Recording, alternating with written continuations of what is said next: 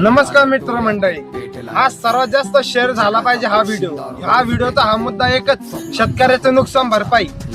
हा बघा मुख्यमंत्री साहेब, उपमुख्यमंत्री साहेब, आमचं किती नुकसान झालेलं आहे इथं आमच्या नुकसानाची भरपाई तुम्हाला द्यावाच लागेल, ही आमची मागणी आहे। आणि तुम्ही या मागणीसाठी तुम्ही तत्पर झालेच पाहिजे, कारण की तुम्ही तुमच्या भाषणात बोलले होते की आम्ही तुमचं कर्जमाफी करू, तुमचा 7/12 कोरा करू, पण 7/12 कोरा तर नाही केला तुम्ही, पण शेतकऱ्यालाच कोरा केलेलं आहे। आमची तुम्हाला हीच मागणी आहे की शेतकऱ्याचं कर्जमाफी आणि शेतकऱ्याला नुकसान भरपाई तुम्ही द्या।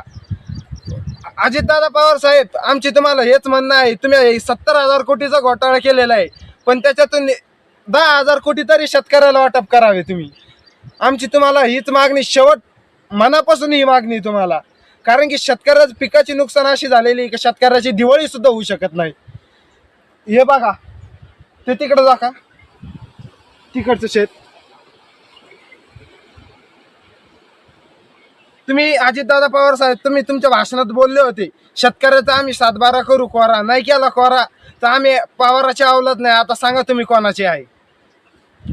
धन्यवाद।